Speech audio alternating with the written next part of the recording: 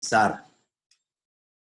Padre, te damos muchísimas gracias en este día por tu bondad y por tu favor. Gracias que tú eres bueno en todo tiempo, Señor. Tu favor y tu fidelidad, Señor, es para siempre. Estamos tan agradecidos de lo que tú estás haciendo en nuestras vidas en este tiempo. Damos el honor, la gloria que solamente tú te mereces en el nombre de Cristo Jesús. Amén. Amén. Ok, en esta noche, bienvenidos sean todos y cada uno de ustedes una vez más. Estamos felices de estar reunidos un día más para aprender, y en esta noche vamos a estar hablando acerca del gran plan, y esto tiene que ver con uno de los temas que son parte también de las doctrinas fundamentales del cristianismo y de nosotros como iglesia. Y tiene que ver con la doctrina de la salvación, ¿ok? Tiene que ver con la doctrina de la salvación. Vamos a estar desarrollando esta temática, y vamos a estar hablando de la justificación, de la santificación y de la glorificación.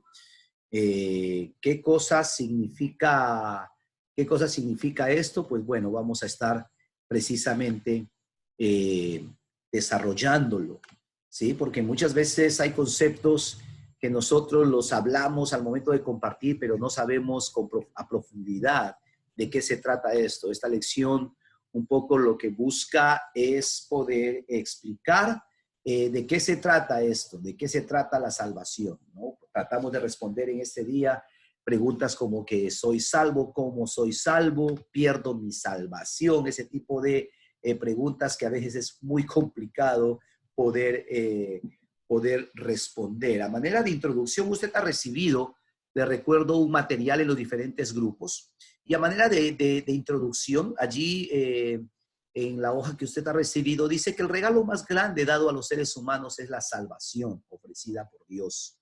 Y esto, de un momento, todo aquel que recibe al Hijo de Dios, dice la palabra, tiene vida eterna, aunque no pueda entenderlo. Esto es una realidad. En esta lección vamos a ver algunos detalles de este maravilloso plan, del plan de la salvación. Entonces, cuando nosotros hablamos de la salvación, nosotros tenemos que mirar que la salvación tiene tres aspectos. Presten atención a esto. Es muy importante que podamos entender este concepto. Tiene tres aspectos, ¿ok? Primero, el aspecto pasado, ¿sí? Y el aspecto pasado tiene que ver con esta realidad, que la Biblia enseña que nosotros fuimos salvos de la culpa del pecado. ¿Qué quiere decir eso? Que Jesús pagó todo. A esto nosotros lo conocemos como la doctrina de la justificación. Vamos a pasar a desarrollarlo en unos momentos más. El segundo aspecto de la salvación tiene que ver con el aspecto presente. El pasado tiene que ver con que fuimos salvos. El aspecto presente tiene que ver con que nosotros hoy somos salvos, ¿sí? Y esto habla de que no solamente Dios nos perdonó en el pasado, justificación, sino que hoy en día, los pecados que cometemos hoy, que hemos cometido hoy día, martes 25, ¿sí?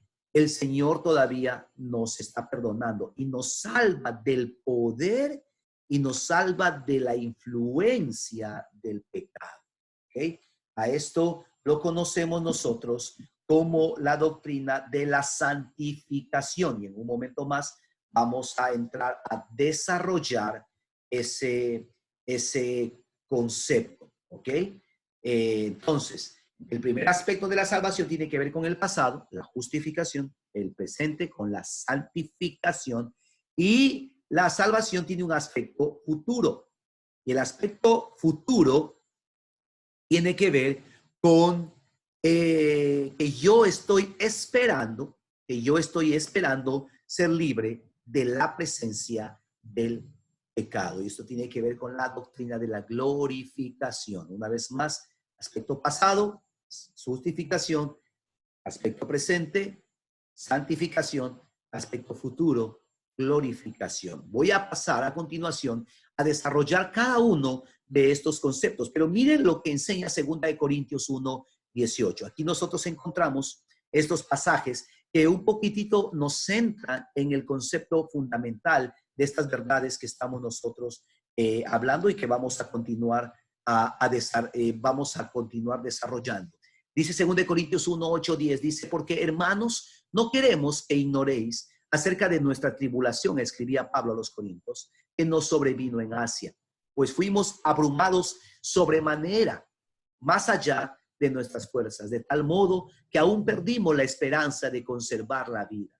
Pero tuvimos en nosotros mismos sentencia de muerte, para que no confiásemos en nosotros mismos, sino en Dios que resucita a los muertos. Ahora presten atención y con detalle, con detenimiento a esto. Dice, el cual nos libró, nos libra, y en quien esperamos que aún nos librará de tan grande muerte. Conceptos como eso lo encontramos una y otra vez a través de todas las escrituras. Muchas de las citas bíblicas usted lo tiene allí en su material que ha recibido por los diferentes grupos. Le animo a que lo pueda descargar. Pero yo quiero revisar estos conceptos y quiero enfocarme en estos conceptos. Pero aquí nosotros encontramos el aspecto pasado cuando dice nos libró, nos libra y nos librará. ¿Ok? Decimos una vez más que la salvación tiene estos tres aspectos: pasado, presente y futuro. Quiero pasar yo a hablar un poquitito más a profundidad de lo que es la doctrina de la justificación. ¿Ok? Lo que es la doctrina de la justificación. La verdad de la justificación es la base, como dice Juan 5:24. Si usted abre allí su Biblia, en Juan 5:24, habla de nuestra tan grande salvación. Y la justificación tiene que ver con eso.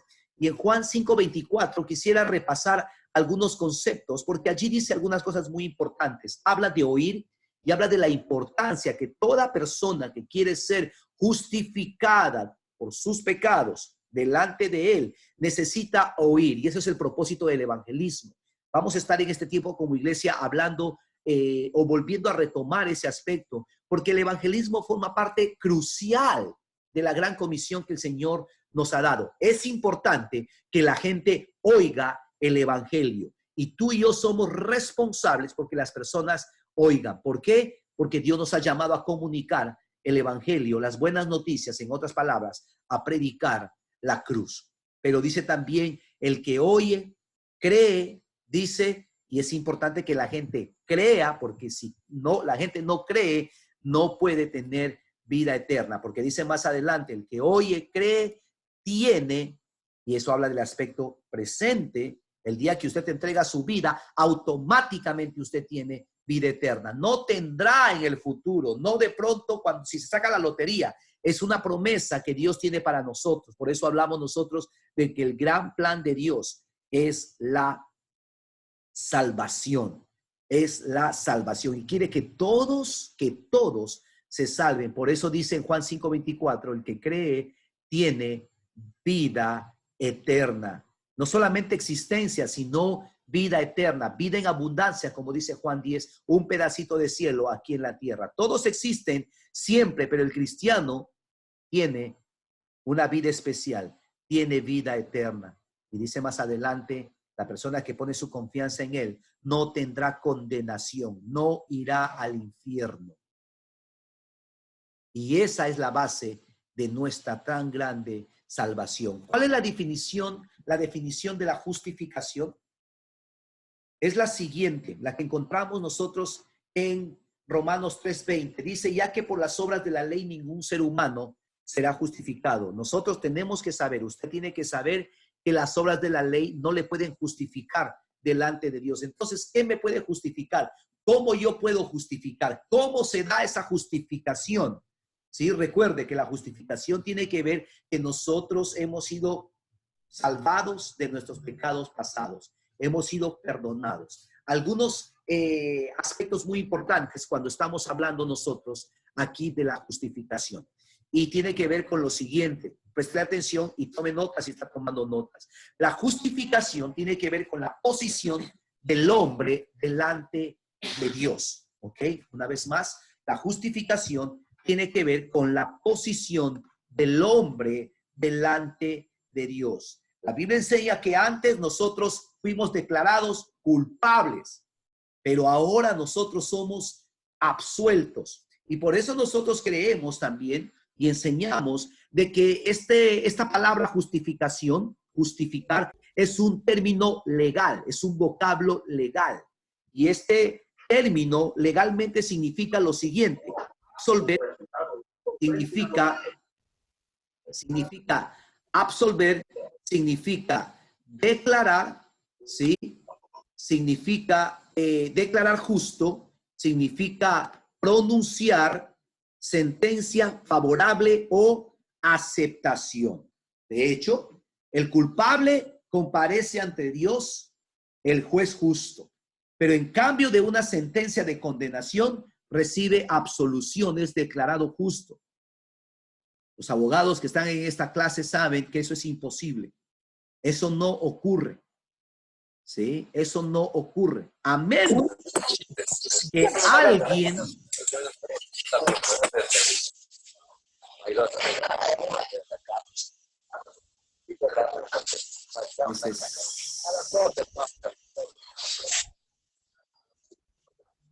necesito que apaguen sus micrófonos. Olga, necesito que apagues tu micrófono. Gracias. Gracias, Olguita. Entonces, les estaba diciendo de que los abogados saben que nadie que tiene muchos delitos puede ser justificado, a menos que alguien o otra persona se declare culpable de esos delitos. ¿Sí? A menos que alguien se declare culpable de esos delitos. ¿Sí? Entonces, aquí el vocablo justificar significa absolver, declarar justo. Otra idea al respecto tiene que ver con que la justificación es un acto de la gracia de Dios. Es un acto de la gracia libre de Dios. Por medio de este acto, Él perdona nuestros pecados, como dice Romanos capítulo 4, versículo 3. Sí, Él perdona nuestros pecados y nos acepta en calidad de justos ante su presencia. Cuando hablamos de la justificación, estamos hablando de que esto es más que el perdón, es más que quitar la culpa o la condenación, porque Dios coloca al ofensor en la posición de una persona justa. Esto es maravilloso, esto es increíble, esto son buenas noticias. El aspecto positivo de la justificación es que Jesús llevó nuestros pecados, Él tomó nuestro lugar. Él tomó nuestro lugar. La palabra dice, el justo murió por los injustos. El justo murió por los injustos. En términos bancarios, Dios hizo una transacción. Todo lo que era en mi cuenta es transferida a la cuenta de Cristo. Y Él en la cruz pagó por nosotros. Otra idea de la justificación tiene que ver con que la justificación significa que Dios te ve o le ve a uno como si nunca hubiera pecado. Nos ve a nosotros como si nunca hubiéramos pecado. Esto es algo increíble. Esto es algo increíble. Imagínate, Dios te ve a ti, me ve a mí, un reverendo pecador, como alguien que nunca ha pecado. ¿Por qué puede hacer eso Dios? Porque Dios tiene la capacidad de borrar nuestro pecado, es decir, pecados, ofensas. Después trata con nuestras vidas y nos trata como si nunca hubiéramos pecado. Dice que Él hace alejar nuestros pecados tan lejos como está el oriente del occidente. Dice que Él no se acuerda más. El salmista decía que el Señor no nos trata conforme a nuestros pecados, conforme a nuestras obras. Imagínate cómo sería tu vida si Dios te tratara conforme a tus comportamientos. ¿Cómo te iría? Póngame un dedito hacia arriba si te iría bien. ponme un dedito hacia abajo si te iría mal. ¿Te iría bien? Si el Señor te pagara conforme a tus actos, ¿cómo estarías tú? ¿Estarías bien o estarías frito pescado? Piensa en eso. Y es una bendición que el Señor nos ha justificado. Es una bendición que el Señor nos ha hecho justos delante del Padre. Eso es una gran bendición. Eso se conoce como gracia, porque la justificación no es por lo que nosotros hacemos. Eso se llama gracia. ¿Sabe qué es la gracia? Es la provisión de Dios para la necesidad del hombre caído. Porque el hombre no se puede ayudar a sí mismo. El hombre no puede ser salvo por sus propios méritos. ¿Estamos allí? Quiero responder a esta pregunta. ¿Cómo funciona la justificación? La justificación funciona por sustitución. La justificación funciona por sustitución. Dios no puede perdonar los pecados simplemente porque Él es bueno. ¿Ok? Dios no puede perdonar los pecados simplemente porque Él es bueno, porque Él es amor. Él es el viejito allá, que bonachón, que perdona todo lo que nosotros hacemos. No funciona así. No importa cuán bueno sea Dios y cuánto quiera perdonarte. Hay un delito. Hay pecados que tienen que ser pagados. La paga del pecado es la muerte. Sin embargo, su perdón está basado estrictamente sobre sus términos de justicia. Hay dos verdades que se besan en la cruz. Por un lado, tenemos a un Dios justo, a un Dios de amor que te ama, que ama a la humanidad, que ama al hombre. Pero por otro lado, tenemos a un Dios justo. Son dos caras, dos realidades de la misma moneda. Una no puede dejar de existir sin la otra. Dios es un Dios de amor, pero también Él es un Dios justo. Y Él tiene que castigar el pecado. Por eso es que la justificación funciona de la siguiente manera. Y es que Cristo tomó tu lugar. Cristo te sustituyó a ti. Tú no moriste, Él fue el que murió. Él tomó tu lugar. Qué intercambio tan increíble. Jesús carga con nuestros pecados y Él nos viste con su justicia. Él dice, yo soy culpable, yo tomo tu lugar y yo te doy una nueva oportunidad.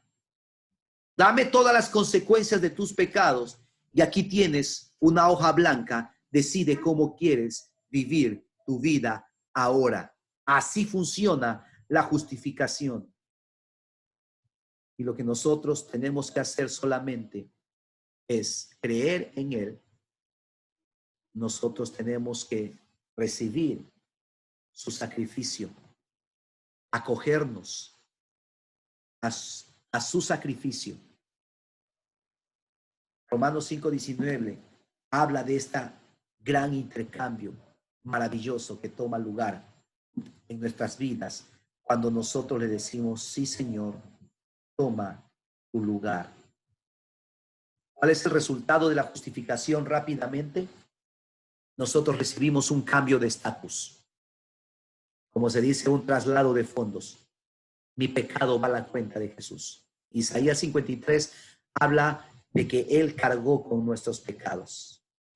Toda la justicia de Jesús pasa a mi cuenta. ¿Y qué significa eso? Que yo recibo sus riquezas, sus bendiciones, sus herencias. Yo recibo todo lo bueno que Dios tiene preparado para mí. La justificación es el acto por el cual la justicia de Dios se aplica a uno. Una vez más, la justificación es el acto por el cual la justicia de Dios se aplica a nuestras vidas. Nosotros hemos sido justificados. Y estamos agradecidos por su justificación, por lo que Dios ha hecho por nosotros en la cruz del Calvario. El segundo aspecto de la salvación tiene que ver con la santificación. Tiene que ver con la santificación. La justificación es con el aspecto pasado. El Señor me ha perdonado. Los pecados que yo he cometido hasta el día de hoy, el Señor, si me arrepiento, me perdona. Hace alejar mis pecados y no se acuerda más de ellos. Pero ocurre un tema. ¿Qué hago con los pecados que cometo después de que recibo a Cristo? ¿Qué hago con los pecados que he cometido en estos días, en estas semanas o meses o años que ya he conocido a Cristo? Para entender eso tenemos que entender. Para responder a esas preguntas tenemos que mirar mirar con detenimiento el segundo aspecto de la salvación, que tiene que ver con la santificación. La santificación es la doctrina que tiene que ver con el diario vivir del cristiano. ¿Ok?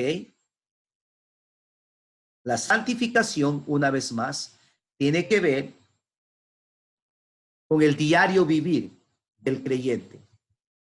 Esencialmente, la santificación tiene que ver con lo siguiente, si estás tomando nota: apartarse del pecado y llegar a ser como Jesús. ¿Sí? La santificación tiene que ver con esto, con apartarse del pecado y llegar a ser como Jesucristo. ¿Cómo nos va con eso? ¿Cómo les va? ¿Qué tanto te pareces a Jesús? ¿Ah? ¿Cómo nos va con esa tarea? ¿Cómo nos va con ese proceso de alejarnos del pecado y acercarnos más a la persona de Jesucristo? Para entender la santificación tenemos que mirar, tenemos que tener un doble enfoque, ¿sí? Porque en las Escrituras nos habla de la santificación, pero necesitamos entender que hay algunos enfoques que debemos nosotros tener presente. Lo primero tiene que ver con lo siguiente: ser santificado, por un lado, es ser apartado para un propósito especial. En 1 Corintios 6:11 habla de esto, de que la santificación es una posición. ¿Ok? ¿Qué quiere decir eso? Que aunque no lo creas, la Biblia dice que tú eres santo. ¿Cuánto dicen amén? Tú eres una persona santa. Aquí estoy viendo a Santa Vanessa Ferry y a San Carlos Reina. ¿Ah? ¿Qué les parece? Ahora, yo sé que nuestra cara no parece de santos. Eso lo sé. Estamos todos de acuerdo en... Y se ríe Carlita. Pero la verdad es esta. Esa es tu posición. ¿Sabes por qué? Porque la Biblia dice que el Señor te ha apartado, te ha sacado del mundo, te ha apartado para Él. Y en ese aspecto Él te ha cambiado de posición. Te ha trasladado de las tinieblas a la luz. Te ha sacado del mundo y te ha puesto en su reino. Esa es tu posición. ¿Ok? Antes éramos enemigos de Dios, ahora somos amigos de Dios. Más que amigos, hijos de Dios. Él ha cambiado nuestra posición. En ese sentido, nosotros, al ser santificados, al ser santos, nosotros hemos sido apartados. Uno es dedicado, es consagrado, apartado con un fin específico, santo. Cada cristiano debe saber que somos vasos. Tú eres un vaso apartado con un propósito especial. Tu vida está dedicada a Dios. Tu vida debe reflejar a Dios. Tus dones deben servir a la causa de Dios.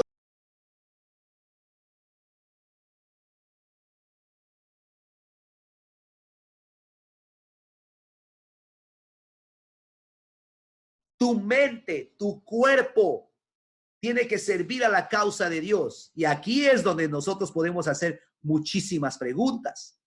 ¿Estás viviendo una vida santa? Vale decir, tu vida ¿Está apartada para Dios o no? Porque muchas veces fallamos en entender esta realidad de que tú eres una persona santa, apartada. Pero yo sé que a veces por la falta de esta comprensión, llevamos nuestro cuerpo, utilizamos nuestros dones, nuestras habilidades, utilizamos nuestros recursos financieros, nuestros recursos materiales, no para servir a Dios, sino para servir al diablo, no para servir el reino de Dios, sino para contribuir al reino de este mundo, que se va a acabar. Si tú supieras que tu vida es una vida santa, estoy seguro que viviríamos diferente. Porque nosotros somos un poco renuentes para ir a algunos lugares, para hacer algunas cosas, para prestarnos algunas cosas. No porque, es que son pastores, no. Porque entendemos que somos santos.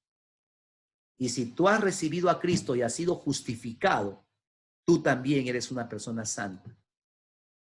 Yo te pregunto, ¿qué estás haciendo con los dones, talentos y habilidades que el Señor te ha dado? A los que saben hablar, ¿qué hacemos con eso? A los que saben cantar, ¿qué hacemos con eso? A los que tienen ese poder de la persuasión o de las palabras, ¿qué estás haciendo con eso? A los que tienen alguna habilidad para hacer negocios, por ejemplo, ¿qué estás haciendo? Para presidir, ¿qué estás haciendo con eso? Para enseñar, ¿qué estás haciendo? Todo eso, tu vida ha sido apartada. Eres santo. Somos santos. Debemos vivir como tal. Debemos vivir como gente apartada. Apartada. La palabra de Dios enseña en Efesios 2, 8, 10, dice, pues somos hechura suya, creados en Cristo Jesús para buenas obras. Para buenas obras. Eso es muy importante entender, que hemos sido nosotros creados, apartados para buenas obras. Pero otro enfoque también de la santificación tiene que ver con que ser santificado es entrar en un proceso de limpieza y purificación de nuestras vidas de la corrupción moral. En cristiano, ¿qué significa eso? En buen cristiano, ¿qué significa esto? Es que este aspecto, y ahorita voy a hablar de estos enfoques, porque hay 4 observaciones que quiero hacer aquí. Esto significa de que el hecho de que nosotros hayamos sido justificados y que el Señor nos ha trasladado de la luz a las tinieblas, no significa que automáticamente tú ahora eres una persona linda, perfecta, que ya no peca, que tus vicios se van a ir de la noche a la mañana. Eso no significa que tú ahora, de un día a otro, vas a dejar de fumar, de tomar y bailar pegadito. ¿Sí? No. Eso no significa de que ya las tentaciones desaparecen de tu vida. No. No significa de que todos los vicios que por años has acumulado automáticamente van a desaparecer de tu vida. No. Ser santificado, ¿sí? Porque dijimos que ser santificado es una posición, eres santo. Pero también es entrar en un proceso de limpieza donde Dios empieza a quitarte todos tus vicios, toda tu manera de pensar, como dice Romanos 12, ¿cierto? Y esto es un proceso que el cristiano sincero debería estar intencionalmente involucrado, donde empiezas a aprender a perdonar, donde empiezas a pedir perdón, a reconocer tus pecados, a dejar ciertas cosas que son dañinas para ti, para tus relaciones interpersonales, algunas actitudes, algunas motivaciones, ¿cierto? Algunos hábitos. Dios empieza a cambiar tu vocabulario. Ya dejas de hablar tanta basura, empiezas a utilizar palabras diferentes, empiezas a ver las cosas diferentes. Tus motivaciones son diferentes. La forma como te relacionas con otros empieza en un proceso, poco a poco, ¿cierto? Dios empieza a ordenar tu vida y Dios te va llevando, como dice su palabra, en este proceso donde uno va de gloria en gloria, de gloria en gloria. 4 observaciones muy importantes que quiero hacer en este proceso. Número 1, la santificación es una experiencia progresiva. ¿Estamos allí? Es una experiencia progresiva. La santificación no es como la justificación, que ocurre en un evento y de la noche a la mañana eres trasladado de las tinieblas a la luz, de la condenación a la salvación, del infierno al cielo, de ser enemigo de Dios a ser hijo de Dios, de ser extranjero a ser el pueblo de Dios. Eso ocurre automáticamente, perdonado, justo, absuelto. Ocurre una sola vez. Pero la santificación, mis amados, es un proceso que ocurre todos los días en nuestras vidas. Es un estado por tu posición, pero es un proceso. ¿Estamos allí? Es un proceso que Dios empieza a hacer en tu vida y en tu corazón. Pablo les dice a los tesalonicenses de que ellos son santos, pero también ora por la santificación de ellos. Parece una contradicción, no lo es. Al contrario, es una idea complementaria. Eres santo, Dios te ha justificado, eres santo, eso es tu posición ahora. Pero Dios va a continuar haciendo su obra en tu vida. Aquí nosotros vemos esta verdad enfatizada en Colosenses 3, cuando habla acerca de que ellos tenían una posición.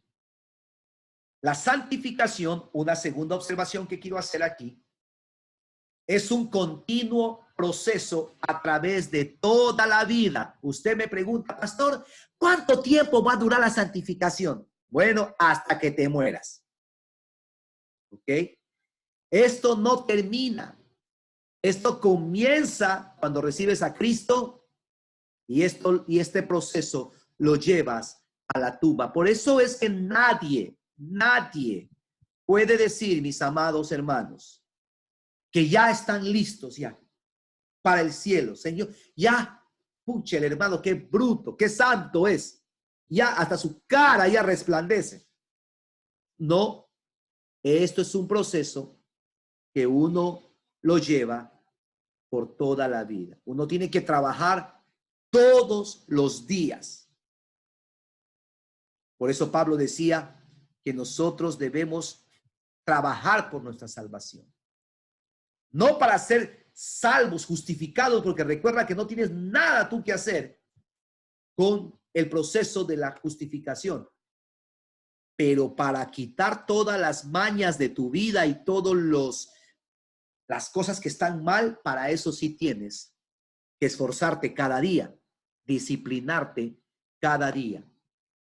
Una tercera observación que quiero hacer aquí es que no se asuste, porque la santificación no es algo negativo. Una persona no es considerada santa por lo que deja de hacer. ¿Ok? Una persona no es considerada santa por lo que deja de hacer. Una virtud no se puede juzgar por los vicios de los cuales una persona se abstiene. Tiene que haber una conformación positiva a la imagen de Cristo. Lo digo en español para que me entiendan, ¿ok? Algunas personas, y quiero aquí regresar a la galería, y cuánto me gustaría ahí verle sus caritas, pero escúcheme bien esto. Muchas veces equivocamos el camino cuando alguna persona, algún hermano o hermana, ha dejado de hacer ciertas cosas. Ya no toma, no fuma, ni baila pegado, por ejemplo. Ya no habla groserías y decimos, ay, el hermano, que no, definitivamente, no, ya, él es, que bruto, santo. Y no, una persona o la madurez espiritual, como decía el domingo pasado, la espiritualidad o el proceso de santificación no se mide solamente o exclusivamente por las cosas que dejamos de hacer, sino por las cosas que empiezan a tomar lugar en mi vida. De nada me sirve, ¿sí? Ya no ir a fiestas si no empiezo a hacer cosas que van a edificar mi vida.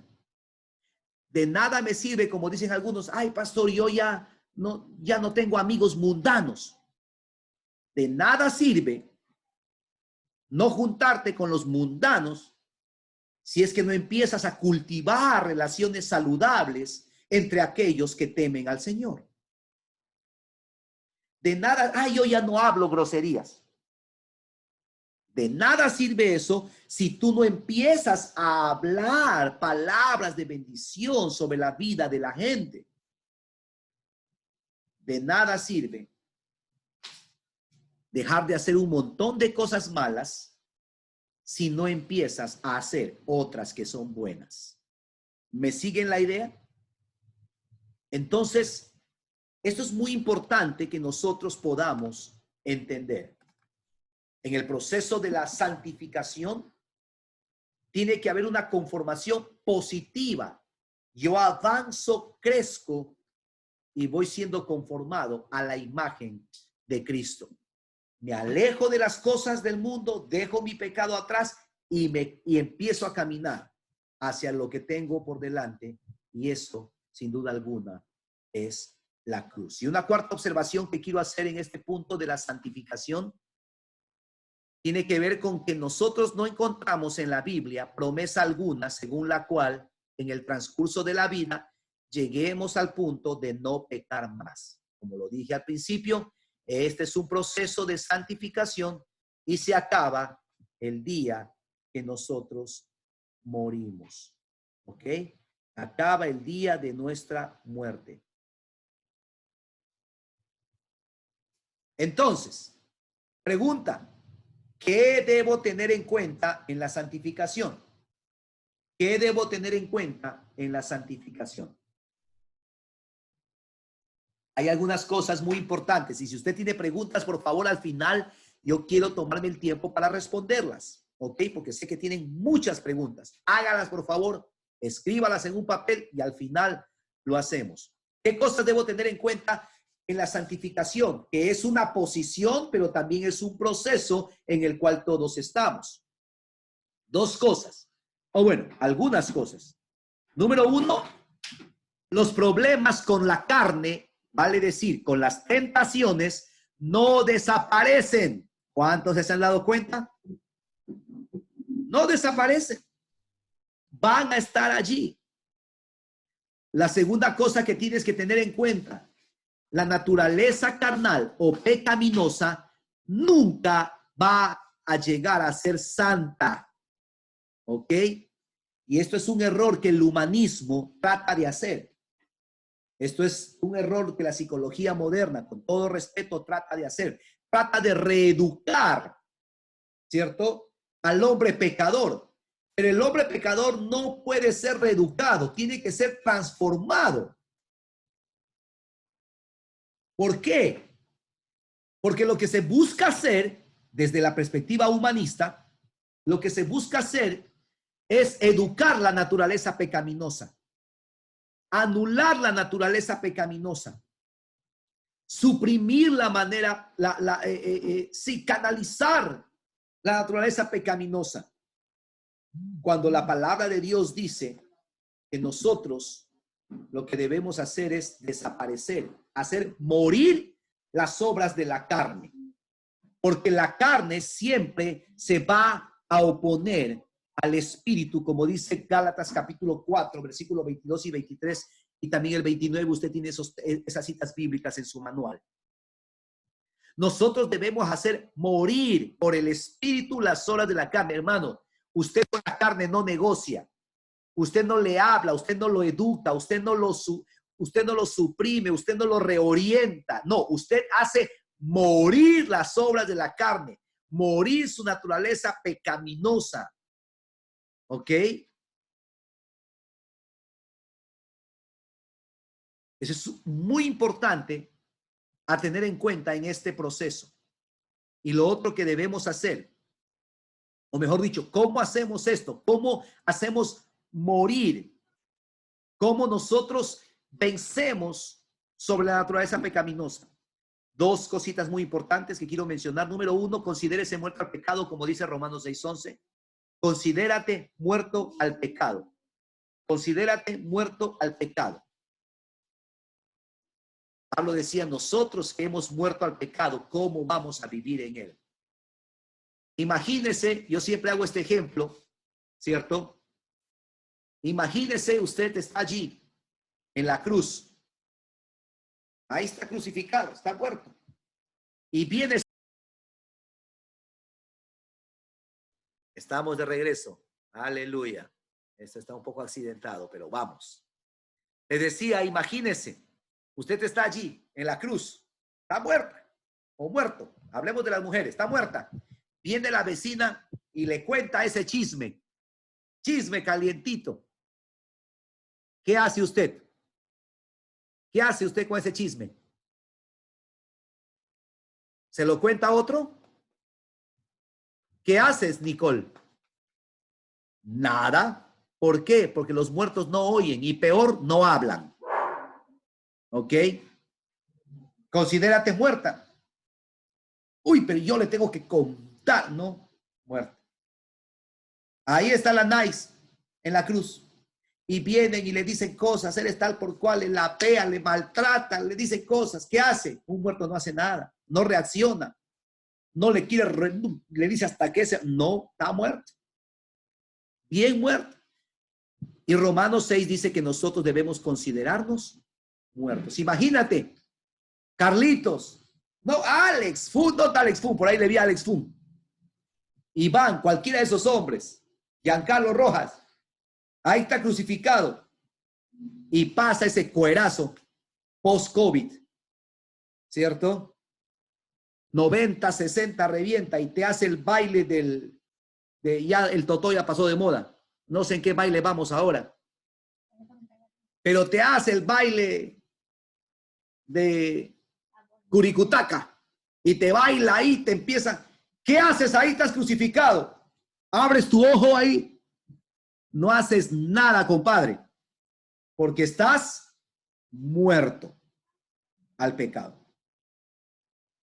Y la Biblia dice eso, que una de las formas como podemos vencer nuestra naturaleza pecaminosa es considerarnos muertos al pecado.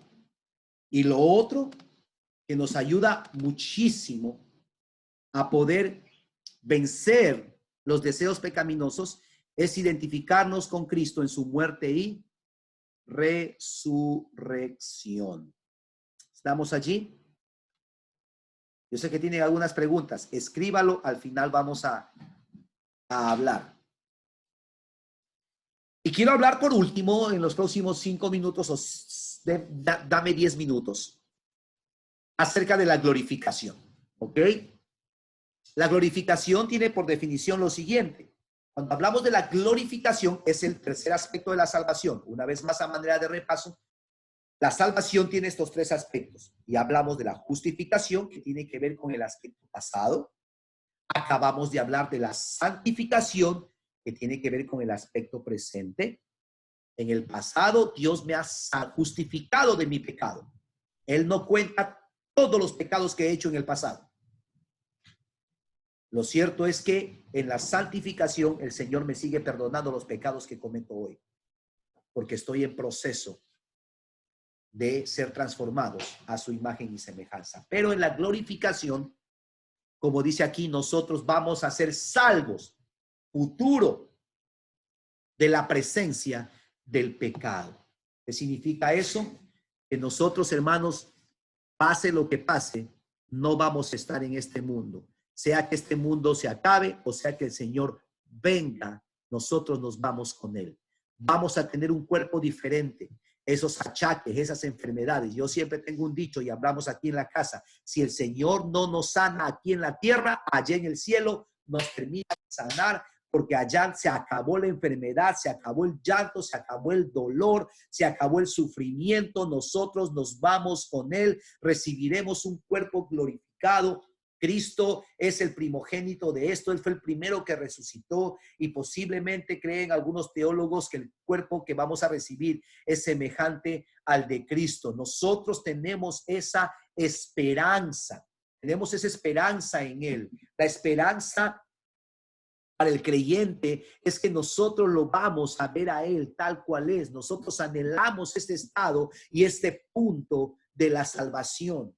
Cuando ya toda tentación se acabó, donde ya no vamos a tener que lidiar con nuestro mal carácter, con nuestra lengua, con nuestro mal genio, con nuestros pensamientos, con esas cosas que Pablo reseñaba muy bien en Romanos capítulo 7, ese conflicto interno que tenemos entre lo que queremos hacer bien y lo mal que terminamos haciendo, ese conflicto de saber lo que es bueno, pero no hacerlo, ese conflicto finalmente se va a terminar. ¿Cuál es la aplicación práctica? Y quiero yo terminar con esto. En Primera de Juan, capítulo 1, versículos 3. Primera de Juan, capítulo 1, yo quiero leer eso aquí. Primera de Juan, capítulo 1. Voy a buscar aquí en mi Biblia.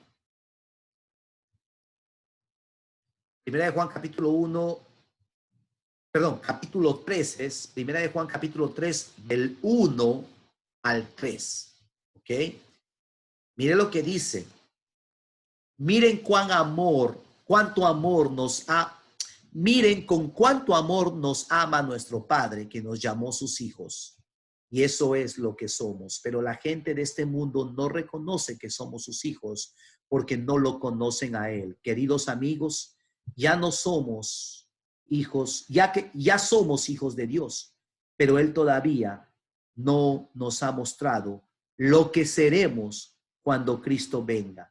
Pero sí sabemos que seremos como Él, porque le veremos tal como Él es. Versículo 3. Y todos los que tienen esta gran expectativa se mantendrán puros, así como Él es puro. Se mantendrán puros como Él es puro. Quiero pasar a hablar acerca de qué significa en nuestra vida diaria de que nosotros seremos glorificados. ¿Cuál es la aplicación práctica en la vida personal de la glorificación? Algunas cosas que acabamos de leer, muy importante. Sepa esto. Primera de Juan 3:1 dice, mirad cuánto Dios te ha amado. Y sepa esto, mis amados, escúchelo bien. Y usted necesita escuchar en este tiempo esto. Pase lo que pase en la vida. Pase lo que pase en tu vida. Lo que sea la situación que estás atravesando. Buena, mala, regular. Tiempos difíciles. Lo que sea. Enfermedad, escasez. Lo que sea. COVID, no COVID. Lo que sea. Acuérdate que Dios te ama. Dios te ama. No importa qué, Dios te ama. Acuérdate del amor de Dios. Eres su hijo, eres su hija. Por la gracia de Dios, el que comenzó la obra en ti, Él la va a terminar. No importa lo que pasa. Eres un hijo, eres una hija de Dios. Y eso nos debe llenar a nosotros de esperanza. Una segunda idea o pensamiento que se desprende de Primera de Juan 3:1-3, pensando en la glorificación. es que el mundo no nos conoce. El mundo no ve que somos diferentes y que Dios nos ama y que nuestro futuro será diferente al de ellos. En Lucas 16 habla de rico y de Lázaro. Y usted puede ver allí dos finales diferentes. Uno en la presencia de Dios y otro en el infierno. Uno, según Lucas 16, en el seno de Abraham y otro en un lugar de tormentos. El mundo no ve que somos diferentes, no sabe que somos hijos de Dios. Y esa es la esperanza que nosotros tenemos. ¿Qué significa la glorificación para nosotros hoy en nuestra vida diaria que aún no se ha manifestado? Todavía falta. Todavía falta. Esto que estamos viviendo no es nada comparado a lo que nosotros vamos a experimentar en el futuro con Él. Cualquier bondad, cualquier bonita experiencia que tengas con el Señor, su presencia en tu vida, eso no es nada comparado a lo que viene. Pablo dice en Efesios que esas son las arras, son el anticipo, lo que estamos viviendo, lo bueno con Dios, los tiempos con Dios, la experiencia con Dios que tenemos de adorarle. Cuando estamos en su presencia, sentimos su espíritu. Eso es simplemente como una pequeña parte de todo lo que lo que vamos a experimentar con Él. La Biblia dice que nosotros sabemos, porque su palabra lo dice y por eso nos purificamos. Tenemos esperanza en Él. No tenemos esperanza en nosotros mismos, tenemos esperanza en Él. Nuestra esperanza y nuestra confianza está basada en Él. Y lo otro, ¿qué significa esto? Que si sabemos que nosotros vamos a ser glorificados, que el Señor viene, entonces nosotros nos purificamos. Pero nos purificamos, nos santificamos en Él, no en nosotros mismos, en Él, en Él. La Biblia nos anima a que nosotros debemos poner los ojos en Cristo. Debemos poner los ojos en Jesús. Y esto significa que entendemos que el que comenzó la buena obra en nosotros, Él la va a terminar. Pero también significa que debemos vivir positivamente el presente. Veo lo que Dios ha hecho y lo que Dios está haciendo, y eso también me anima. Significa tomar la decisión de que pase lo que pase, yo sigo adelante con Jesús. Pero poner los ojos en Jesús también significa no tener los ojos puestos en los hombres, porque los hombres nos pueden fallar. Quiero terminar con este pasaje, que en realidad es una promesa. Esa promesa nos dice lo siguiente: estando persuadidos de esto, el que comenzó en vosotros la buena obra, la perfeccionará hasta el día de Jesucristo. Una vez más quiero repetir esta promesa a manera de cierre. Estando persuadidos de esto, el que comenzó en vosotros la buena obra, la perfeccionará hasta el día de Jesucristo. Vamos a orar. Señor, te bendecimos en este día y te damos gracias por tu palabra.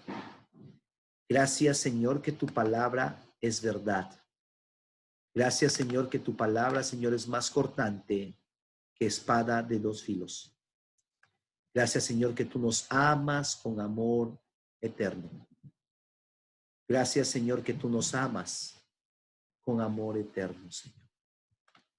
Tú eres bueno y te honramos. Ayúdanos a entender tu salvación en estos tres aspectos y que podamos definitivamente honrarte con nuestras vidas. Que podamos entender que hemos sido llamados a vivir una vida santa, apartada. Y que podamos entender, Señor, que nuestra esperanza está en ti.